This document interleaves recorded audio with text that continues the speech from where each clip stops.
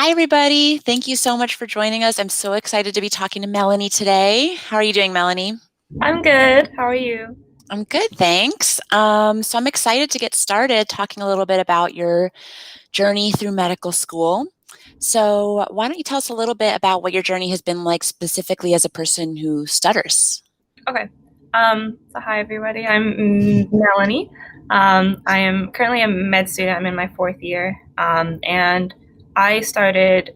I've always been a person who stutters. I stuttered since I was a young kid, and I think like for me, my journey has kind of been going through lots of different speech therapies, especially when I was a kid, and then kind of joining avoidance deduction therapy when I was in high school. And that kind of principle has been something that I've kept with me throughout my education. And I think now in med school, it's been really where I've like ramped it up and been put to the test, or having to speak to people like all the time. It's something that I think speech and stuttering has been something that I've been working on actively throughout med school. Um, and I feel like it's definitely in like kind of when you're put like a high pressure situation and you have to work on it, you actually like, see faster results and you see yourself changing more because of how much you actually have to do every day. Yeah, absolutely. It's like trial by fire, it kind of sounds like. Yeah, I would say. I think like it's not it's not terrible. It's definitely doable.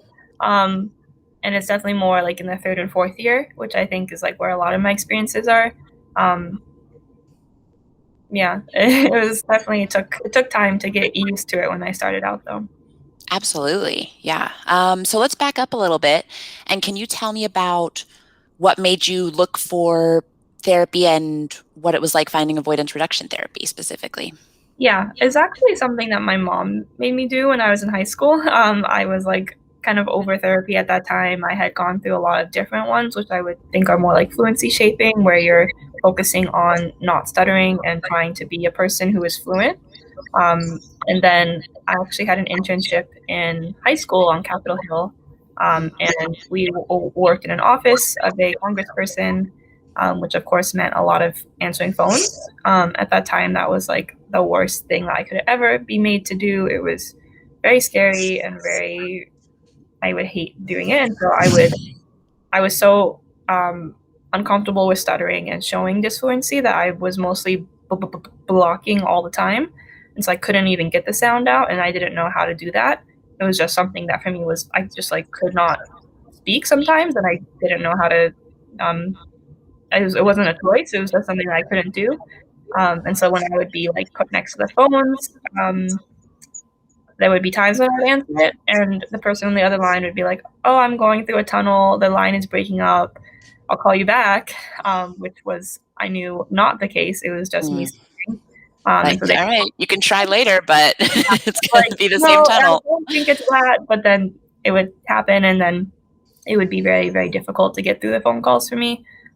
There were times when I wouldn't answer the phone at all, and so I would sit next to the phone while it was ringing, and the whole office would hear that it was ringing and knew that I was sitting there and that I, for some reason, wasn't answering it. Mm. Um, and so that felt really bad that I wasn't doing the job that I was there for, and they all knew it. And um, it's not like I told them about stuttering. I don't know if they could tell when I would very infrequently talk, but um, I think that was a really hard situation, and it definitely didn't feel like that was something I could continue doing because I couldn't do any of those types of jobs if that was how it was going to be.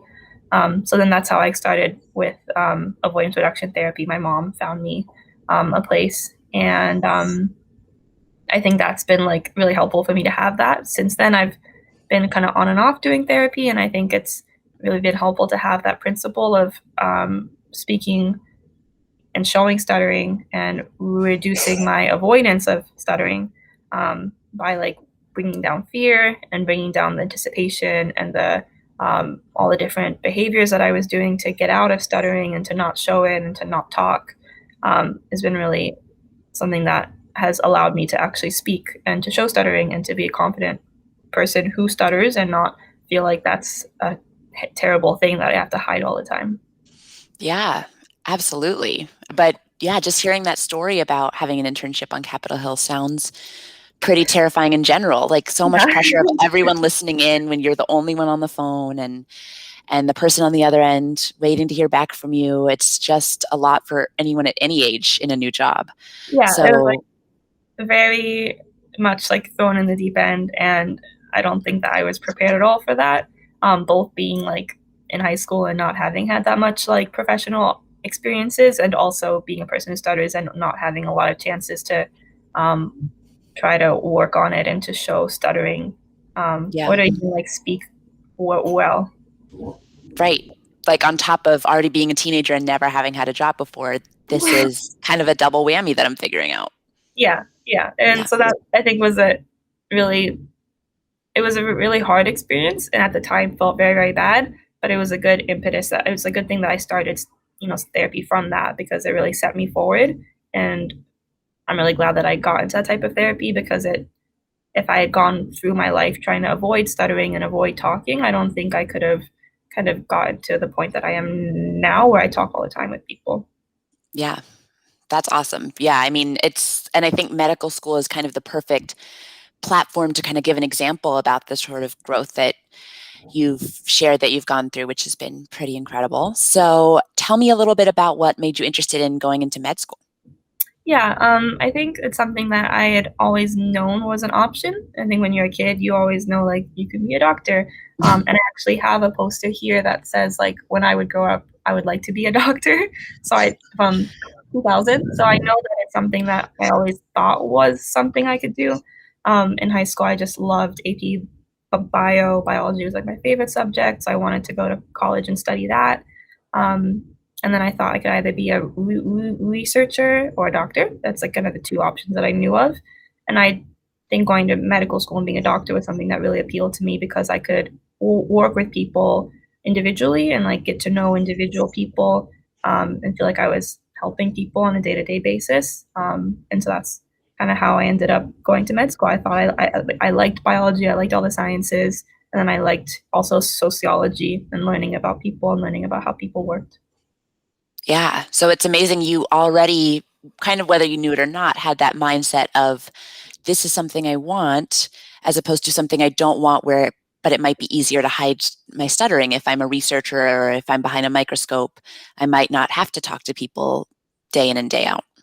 Yeah, and I think for a lot of people who don't have the same speech therapy experience that I had, or didn't have the principle of wanting to do what I want to do and live my life despite or with stuttering, I think a lot of people do choose that, and I think hopefully people can kind of learn more about avoidance reduction or about stuttering confidently. People can really feel like they can take advantage of whatever their interests are, or pursue what they actually really want to do, versus shying away from things that they think might be too hard because of stuttering. Absolutely. I mean, because it would have been, I think, a huge loss for the medical field. I've never been a patient of yours, obviously, but I think I would really want to be.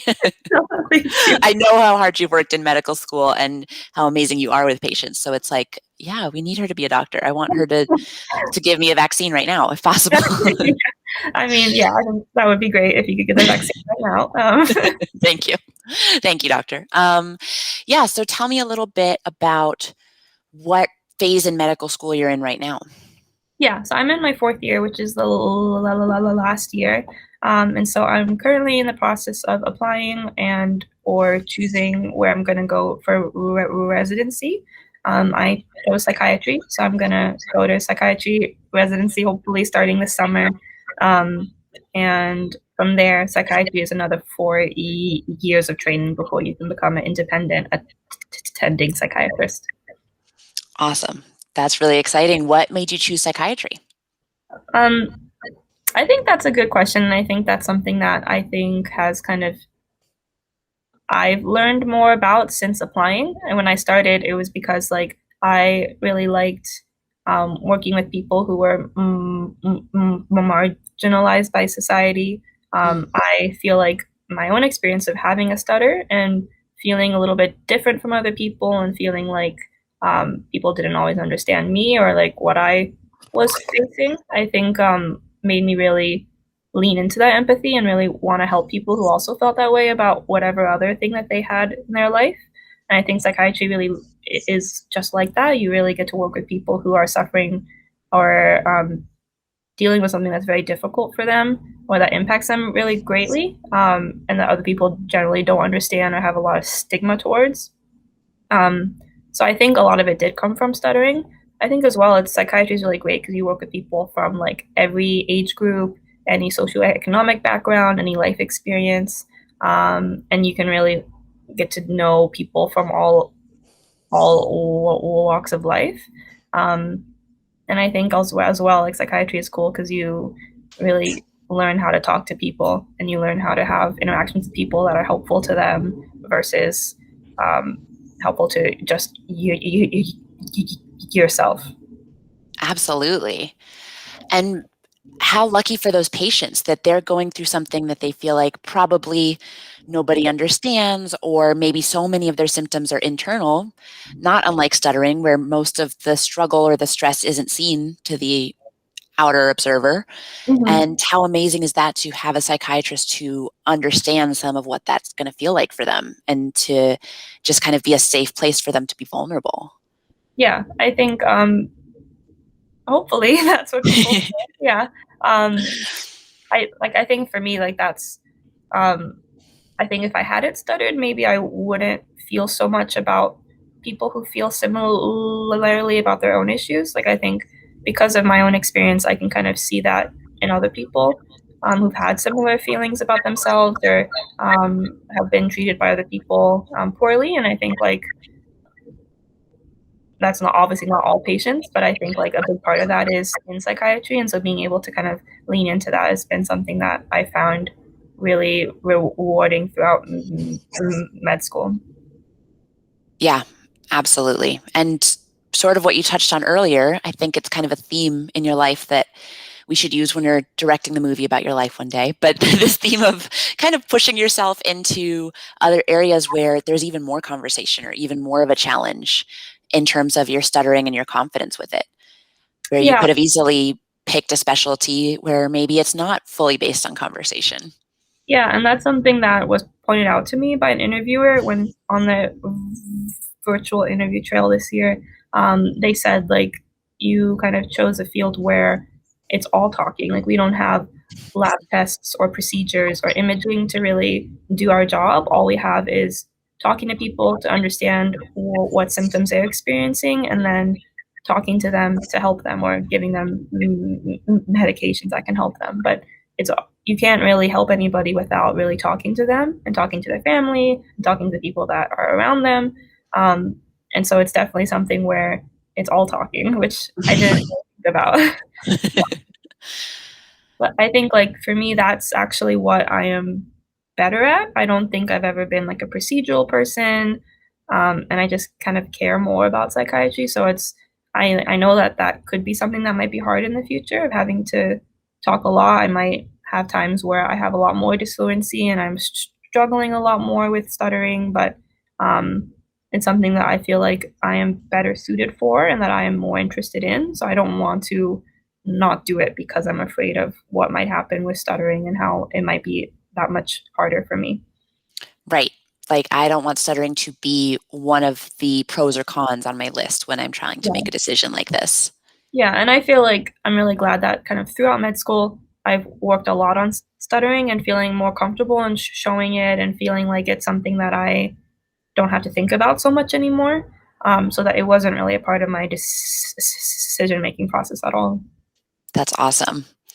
Yeah, so you touched on those interviews that you've had to recently go through for residency, which I'm sure for a lot of people who are thinking about medical school right now and maybe stutter, that probably sounds pretty scary that you did how Yeah. many, I don't even know how many interviews, and this year you had to do them virtually. Yeah. So what was that process like? I think like for me actually I prefer speaking in terms of like speaking situations that are more scary. It's actually easier for me to like have the stage and be like, I know that they're gonna listen to me during this set time because I know Mm, that it's like my time to talk versus having to like jump in or like interrupt somebody or feel like I'm at risk of somebody else interrupting me. And I feel like it's a really good time to really talk about my journey and kind of show people who I am. So I've been really, really happy with the interviewing process this year. Like everybody has been super nice to talk to. People are really like interested in kind of figuring out who you are because they want to know if you're going to fit in at their institution. And I've been able to kind of talk about stuttering a lot actually because of how I think it has impacted my choice to go into psychiatry. Yeah. Yeah. So how did you get to talk about stuttering in these interviews? Did you bring it up, or is it something that they asked about?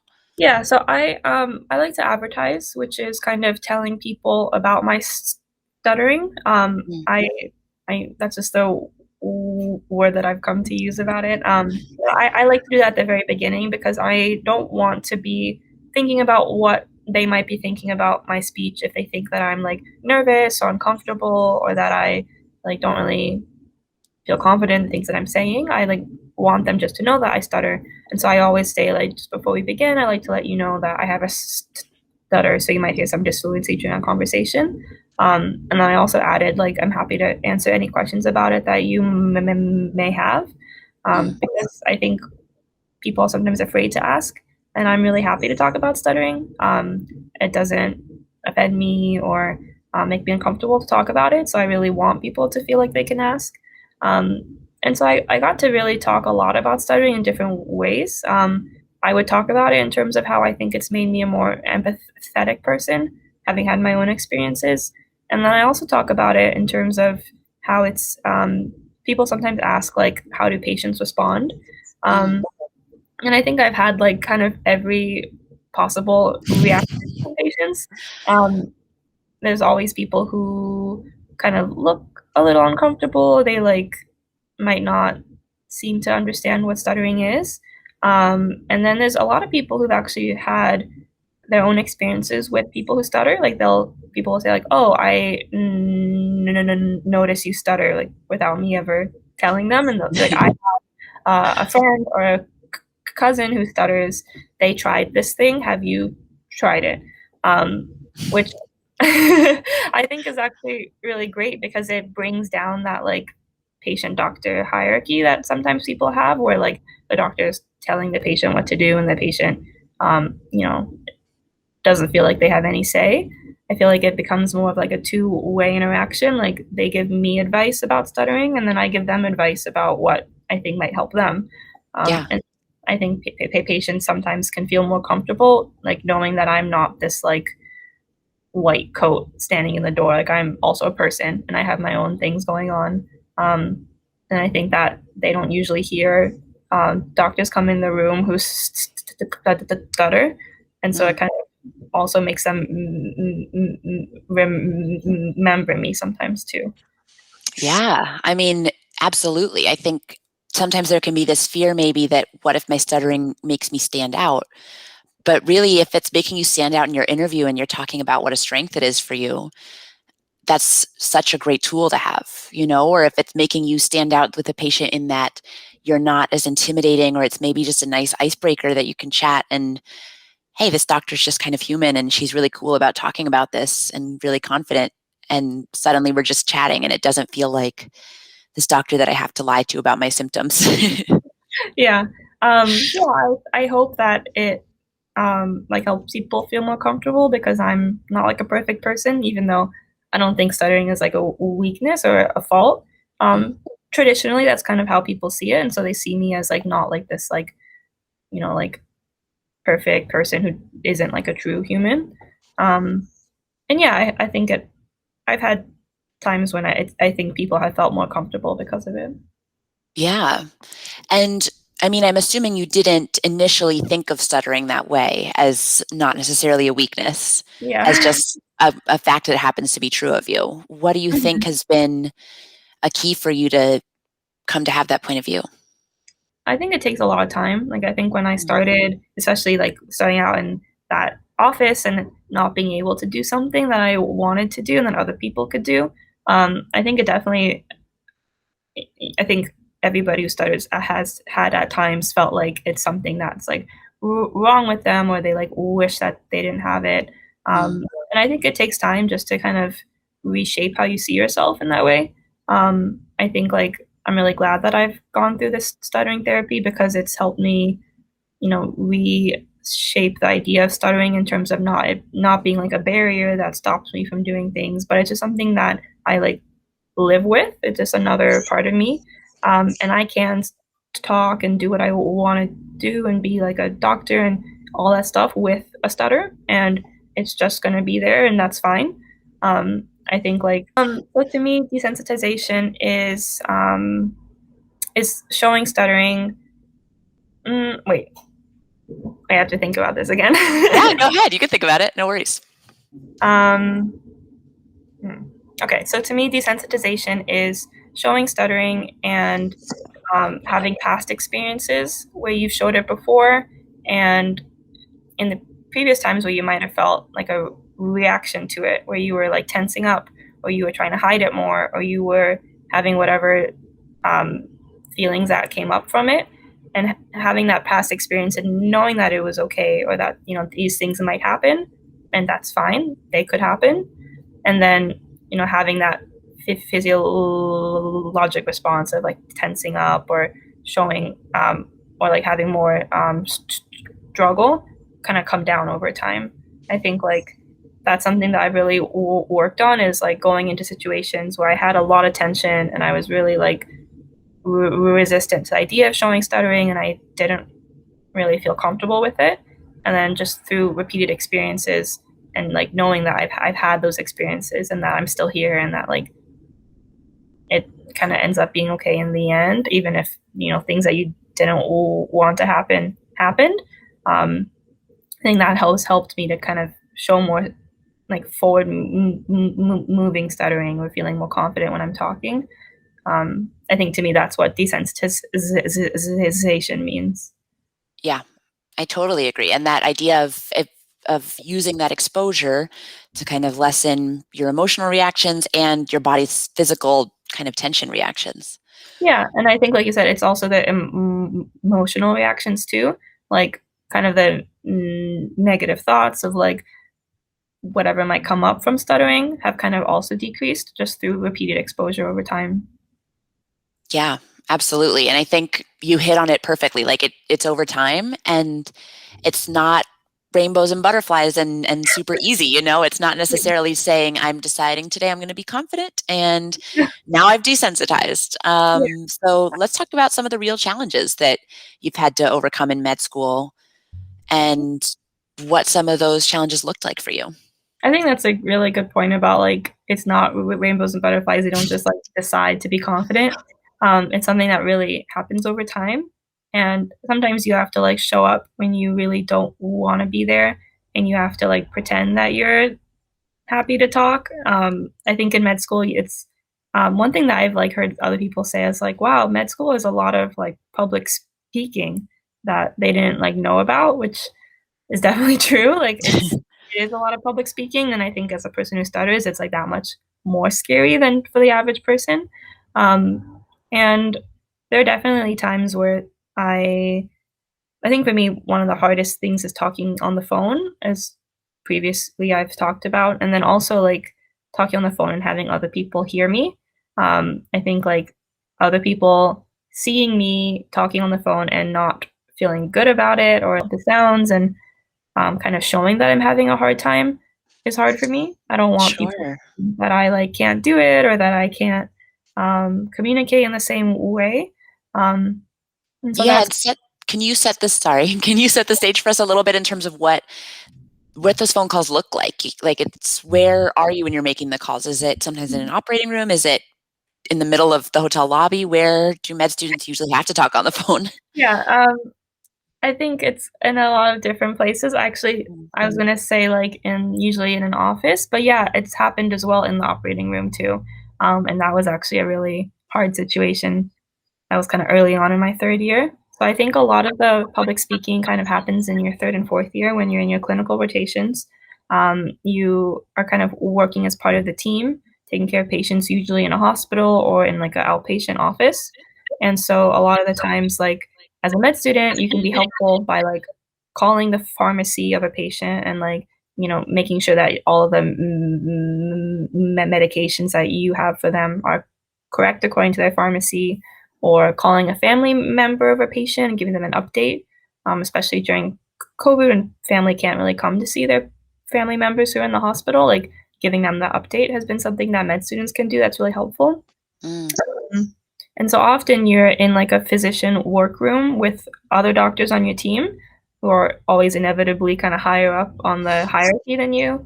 Um, and also sometimes you call people in the operating room when you're like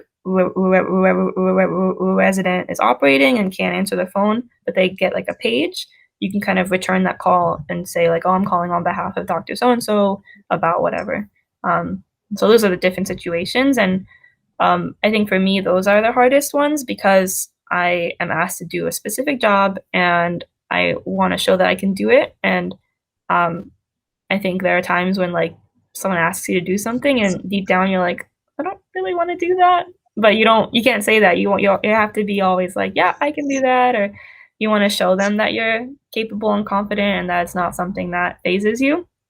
And I think that's always hard because there's always situations that are going to phase you, even if you Mm. don't stutter. Just kind of everybody has times when they're like, I don't know if I can do that.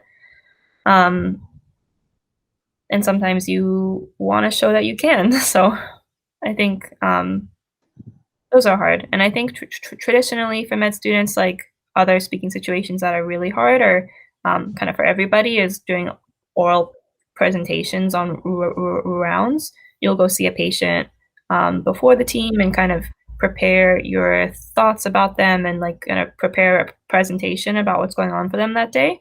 And so that's really the time to shine as a med student, showing that you know what you're doing and that you know what's going on with that patient and what plan you have for them.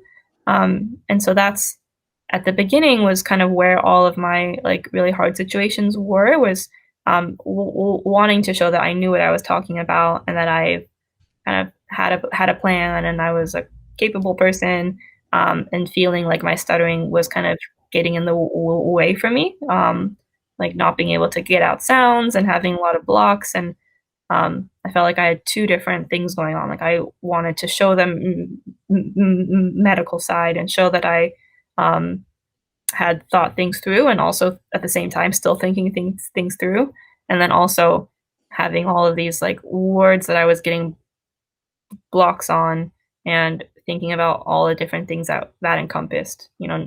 Maybe I should get out of this word or change the sentence around, that type of thing. Um, Yeah. Which I and imagine is hard to get out of certain words in the medical field when you've got to use the terminology.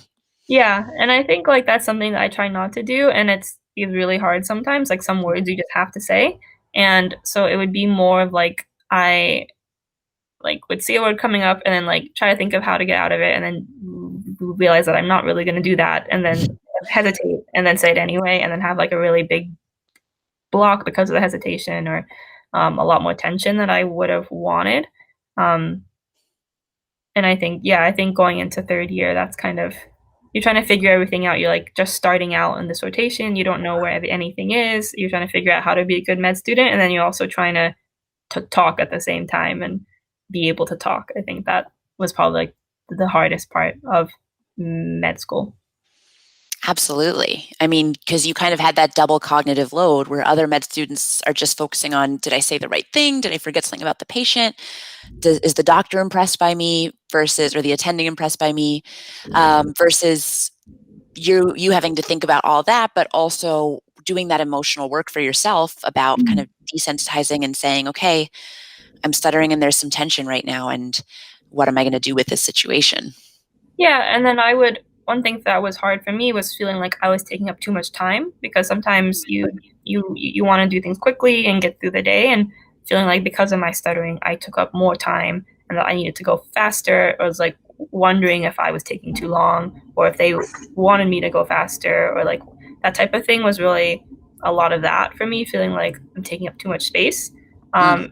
It was actually really one of my rotations, it was really helpful. Actually, one of the attendings kind of interrupted me, which at that time was really embarrassing. And she said, okay, Melanie, you don't have to hurry. You can take your time. We're all listening, which back then was like, oh no, like she could tell hurrying and she knew that I was like uncomfortable. But that really helped me to hear that because I felt like I had truly felt like I was not okay to take that much time and I should hurry.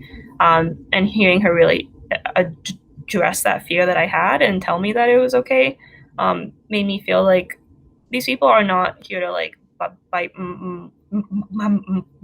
my head off. Like they're here to Mm. help me. They chose to teach med students. Um, it's okay for me to be here and to take up space and to take time when I talked and to be a little bit different because it kind of made me feel like, oh, everybody is different and that's fine. Like that's not a bad thing for them.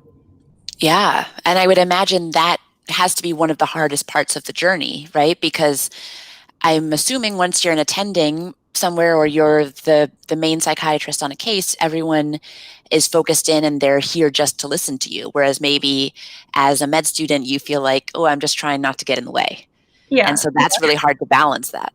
yeah, for sure. And I think both of those sides have their pros and cons. Like when you're a med Mm. student, um, you are just there for your own learning. So in that way, you can take a little bit more time if that's really what's going to help you learn because that's why you're there. Whereas when you're an attending psychiatrist or any other type of doctor, like it might be a little bit, I can maybe imagine feeling a little bit of pressure in terms of like wanting to kind of be the authority on the team, who kind of like, I'm supposed to know what's going on because I'm now at the top of the hierarchy and I know what to do and try to portray that. I think that can also maybe be hard, but um, one of the lucky things about going through this process is that you kind of have all those experiences from when you were a med student, when you were a resident. So you kind of hopefully will feel more comfortable with your speech. Like I feel like that's how it's been for me. When I first started out med school, I like did not feel like a professional or like anybody that had any authority at all in the hospital. And I felt like that came out in my speech. I had a lot more tension and I was holding back more and I was really afraid to show stuttering.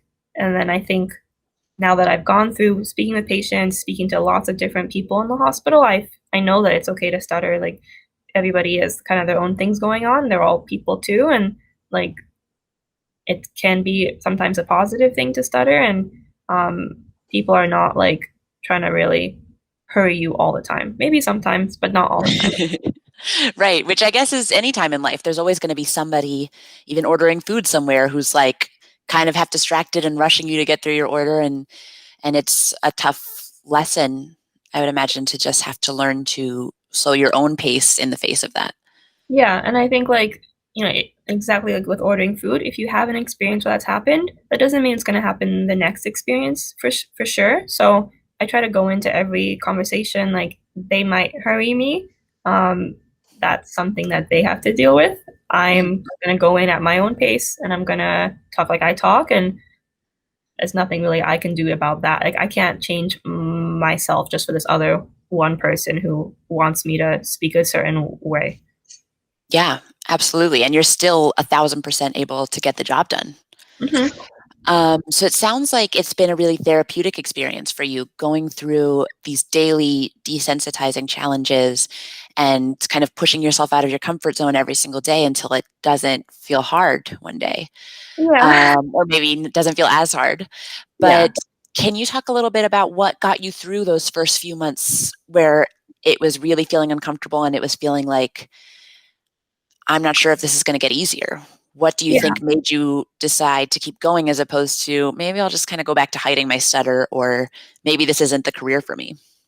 I think in retrospect, it's therapeutic. I think at the time it didn't necessarily feel therapeutic. Like just Yep. every day was just, it's not like you can see the progress every single day.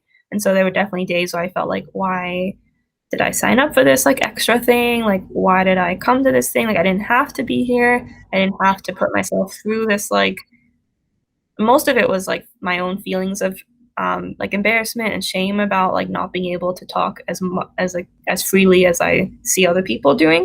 Mm. And so for me, it was a lot of that, like those feelings that I was subjecting to myself to. unnecessarily, it felt like.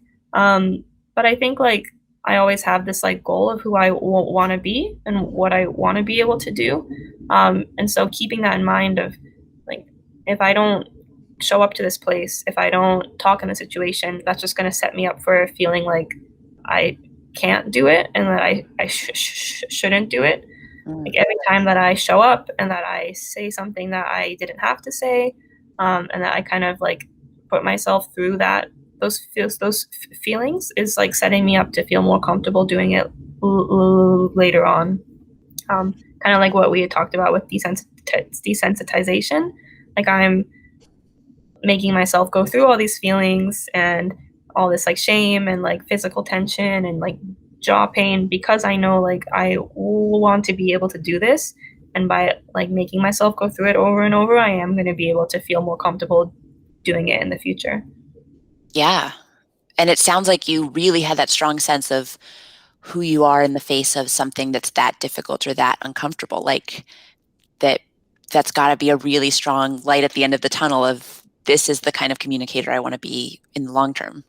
Yeah, I have like a goal for myself of like what I want to be able to do, and I think like if I were to not do it solely because of stuttering, I would feel bad. Like I could have done it, and I have like the mental capabilities or like the skill or the interest in these things that I know that I want to do and that I can do.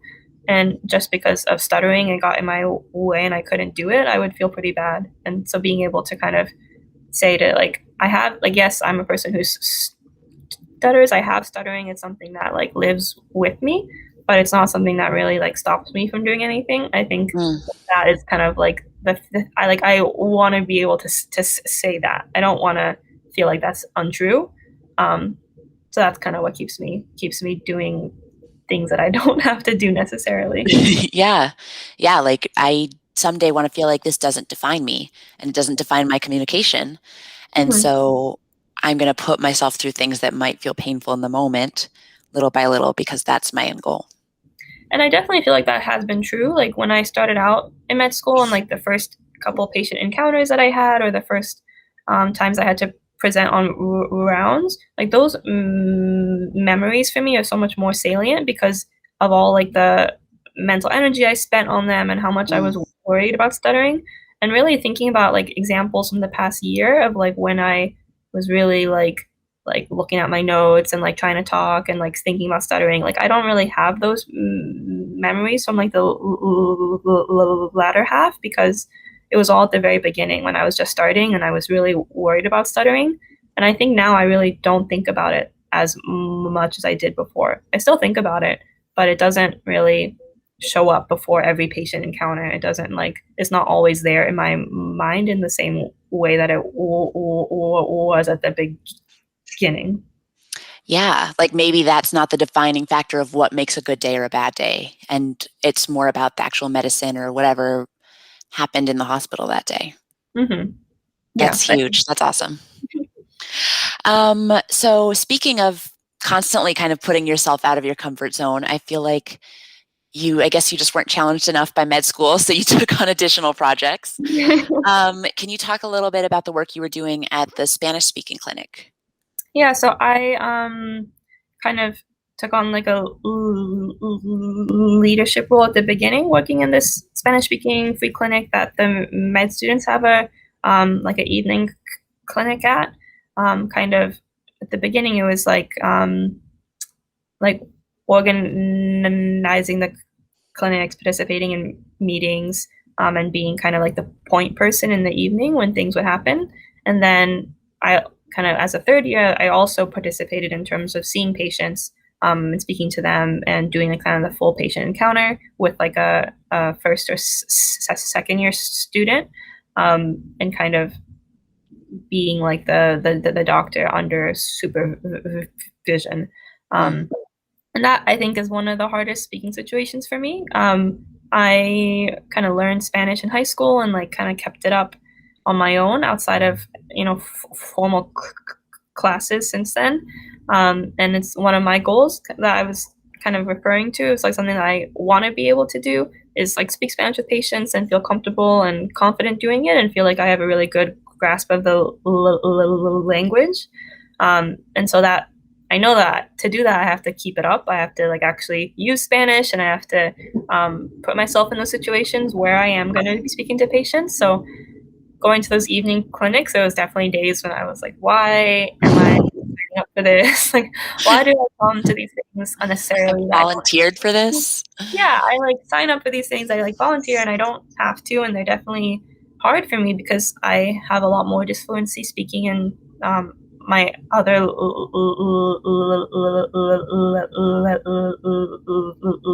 languages, Mm.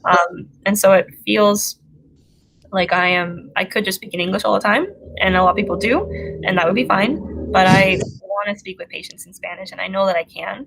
And I don't want it to be something that I don't do just because of stuttering. And so I would kind of go to these patients and do like the full interview and physical exam and all that stuff in Spanish. And I felt like that was where I was really working on desensitization and showing up, speaking, accepting that I'm going to have a lot of disfluency that to me that doesn't feel good or that I'm not happy with, and that's okay, and that's part of the process. And I feel like now I actually do feel a lot more comfortable speaking with patients in Spanish, whereas at the beginning I like definitely didn't. So I think it definitely helped me, and the process does work, even though at the time it felt like Like you were a little bit of a masochist. yeah, definitely like that. Yeah. Yeah. And then knowing that you're initially at least a little bit less fluent in a second language, I mean, you're also trilingual and are working on your Japanese and decided, I'm going to continue to push myself. So can you talk a little bit about that independent study and what made you want to do it in Japanese? Yeah, so I did like a 6-week independent study. In the fourth year, we have a lot more free time, so I kind of made that elective for myself with like a giant textbook and kind of doing it on my own. All my mom's family is Japanese, and they all live in Japan and speak basically just Japanese. So it's something that I've always been exposed to and had kind of like a grasp of Japanese. But I really wanted to feel like I had that. Now that I have this whole other part of me as being like a medical professional, I like wanted that part of my Japanese to also catch up and feel like I could do patient encounters in Japanese. I haven't had the chance to actually use it as a patient. I don't know if that's going to be that common, but it's like part of the same thing. Like I want to be able to like go to Japan and see my family and speak confidently and feel both comfortable with Japanese mainly, but also feel like I can stutter in Japanese, and I have that experience of stuttering in Japanese, and I know how it goes and that it's going to be okay, and I can still finish the word, even if I have like a really long block or disfluency. And so yeah, so that's just I think Spanish and Japanese for me are just these extra things that I kind of do for fun, even though they are hard. And I get fulfillment from like knowing that I can do them despite or with stuttering. Yeah, absolutely. And I mean, you're gaining all these extra skills and you're practicing another language and you're getting desensitization points or whatever you want to call it that are going to affect the rest of your day too. Not to make this sound like a video game, but yeah, but I think like every experience that you have that is kind of uncomfortable does like set you up for feeling more comfortable in that situation than next time. So I think like it is kind of like points. Like the more that you accumulate experiences, the more that you feel comfortable. And I don't think it's ever like a perfect process. Like there's always times when you kind of dip in your self-esteem, or you dip in how you feel about stuttering, or you're suddenly having a lot more disfluency and tension and you don't really know why. And I think that's part of desensitization too. Like you know that you've gone through this before, and you know that there are times when it's going to be harder and not, and you know that you can still do your job, you can still talk, you can still have like friends and communicate with people, even if your stuttering is worse that day. yeah, absolutely. That's amazing. Yeah, so I mean, I think this is so cool to hear about your journey with this. So I'm wondering, now that you're about to head into your residency, do you have any advice for people who stutter, who might be interested in medicine, but not sure if they can do 4 years of med school, Yeah. or not sure if they're ready to kind of take that risk?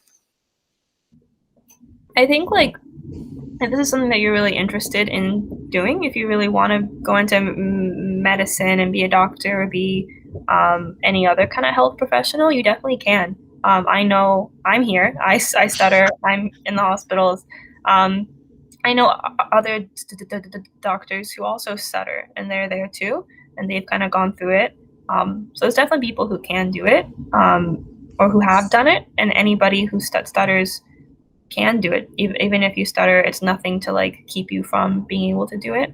I think there are always hard things about it, and I think that it is a little bit harder than someone who doesn't stutter. Um, but that shouldn't be a reason to kind of hide yourself and to not pursue what you're really interested in doing. I think we need more people with different backgrounds. And so people who stutter and have those experiences and can kind of, for me, it's been something that I've used as a strength because I've had this experience. I am not this like perfect person who's never had my own difficulties. And I think patients really appreciate that. Um, and so if you have that experience too, I think that would be a really positive thing for the field to have more people who stutter in it. And I don't think it's something that you need to have like perfect speech to do.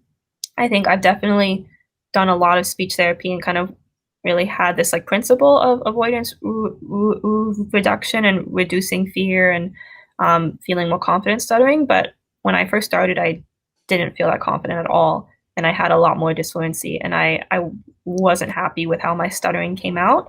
But I still showed up. I took my exams. Like you can still be here and not feel like your speech is perfect.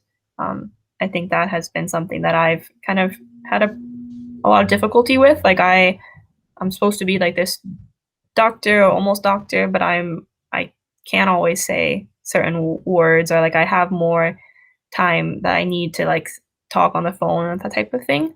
But that's fine. Like everybody has their own different abilities, and so being there and as long as you want to be there and you're passionate and you're interested in doing it, I think you can. Absolutely. I think that's incredible advice. And I mean, I love a theme and I love summarizing, but I feel like if there is a huge message that has run through some of these answers, it's that you are going into situations before you're comfortable or before you feel like, wow, I'm really great. I'm a confident person who stutters now. Yeah. Let me get started now that I'm ready. You kind of push yourself into challenges, even though you feel like maybe this isn't going to go as smoothly as I want in the beginning. Yeah, I think if you're like waiting for that perfect speech or to really feel like you have a grasp on your stuttering, that might never come. And then you might wait for a really long time before you can do what you actually want to do. I don't feel like my speech most of the time is not where I like ideally would like it to be, like perfect forward moving, like quick disfluencies. I feel like there's lots of times where I feel like I wish my speech could have been like this certain way. Mm. But I'm already now at the end of med school. Like I've already gone through the whole thing and I'm still not happy exactly with my speech all the time. So like if I had been like waiting, I would still be waiting to start. Um, and kind of like going through the process makes you feel better about your speech because you are kind of I totally lost my train of thought. We're going to restart that. um, what was I going to say? I don't You know. were, who's to say? You were able to, it sounds like you were able to kind of come out of med school not only having done it sooner than if you had waited until you felt perfectly ready, but also you've come out of it being a more confident speaker and having more forward moving speech as a result of doing it, Yeah. which is pretty amazing. Yeah. I think like you're kind of forced to show up, like going to the hospital and then like being on this team of professionals and then like speaking in front of them and sharing what you think about a patient. Those are things that for me were really hard going in. And I felt like I don't have any authority to say anything here. I don't want to show them my disfluency and make it look like I'm having a hard time. But I think like going through that and doing it, you feel like I do have something to say and I can stutter and say that thing at the same time. And I can still be a really important part of the team and have something to contribute. Um, and I think like stuttering shouldn't be something that keeps you from trying to do what you're really interested in.